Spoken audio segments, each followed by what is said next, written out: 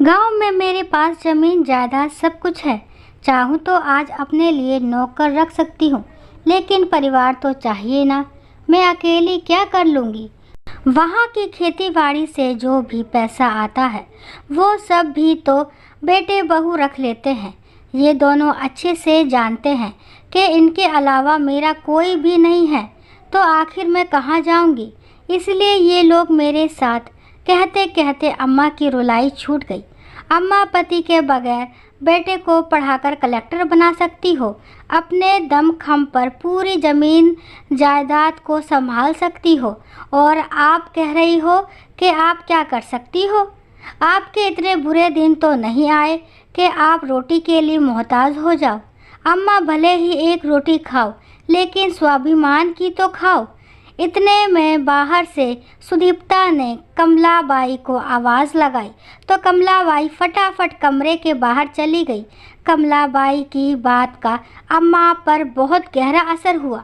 काफ़ी देर तक आंखों में आंसू लिए वो उस खाने की प्लेट को देखती रही, लेकिन जोरों की भूख लगी होने के बावजूद भी उन्होंने उस प्लेट को छुआ तक नहीं। थोड़ी देर बाद कमलाबाई प्लेट लेने कमरे में आई तो देखा कि खाना ऐसे की ऐसे ही रखा हुआ था। अम्मा बस छत की तरफ निहार रही थी। कमलाबाई ने पूछा, क्या हुआ अम्मा, आपने खाना नहीं खाया? नहीं चाहिए मुझे ये तिरस्कार की रोटी, ले जा इसे वापस।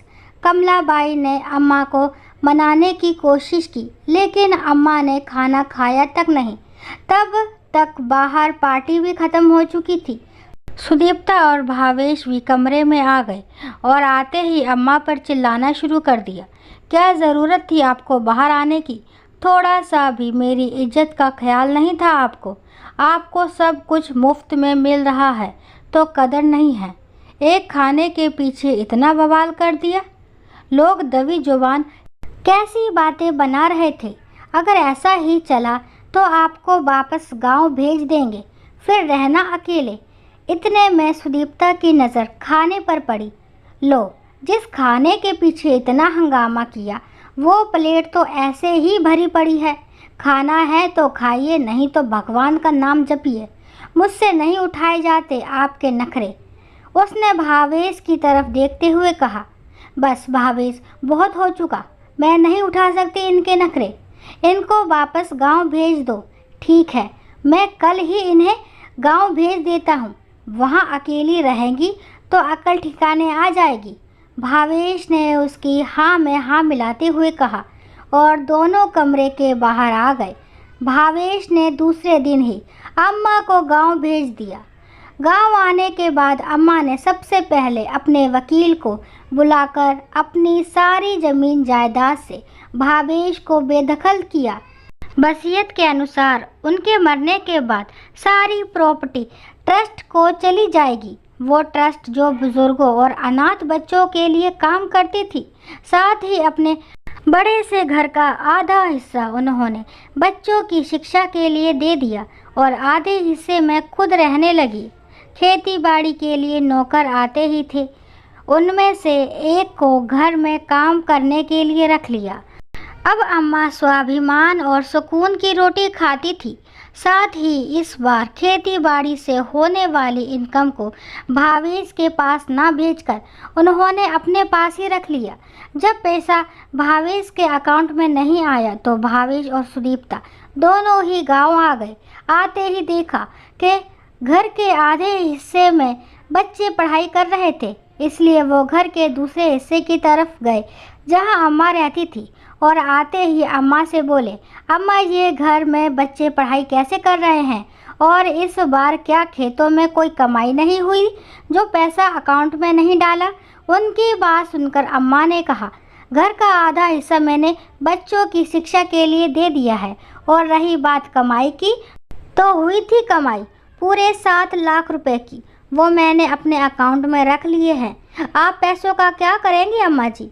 और किस से पूछकर अपने घर का आधा हिस्सा बच्चों की शिक्षा के लिए दे दिया। अब की बार सुदीप्ता ने कहा, इसमें पूछना क्या है? संपत्ति मेरी थी तो मैंने अपने अनुसार इस्तेमाल कर ली।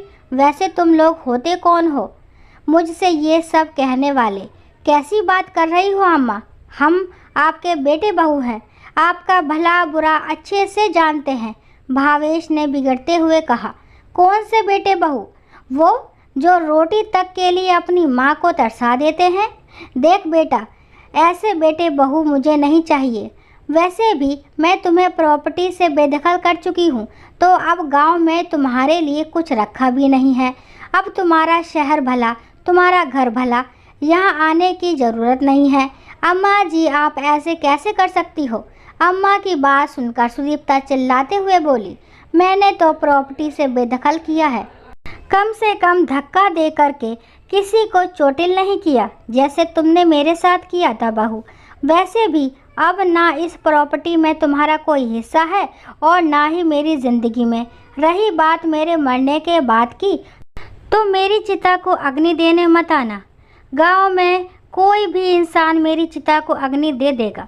कम से कम यहाँ के लोगों में इंसानियत जिंदा है। अम्मा जी के गुस्से भरे चेहरे को देखकर दोनों की हिम्मत नहीं हुई कुछ कहने की, इसलिए दोनों ही अपना सा मुँह लेकर शहर के लिए रवाना हो गए।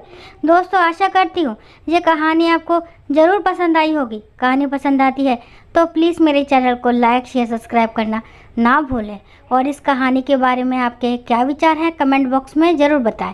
और इस कहानी को पूरा सुनने के लिए थैंक यू। राम राम, राधे राधे।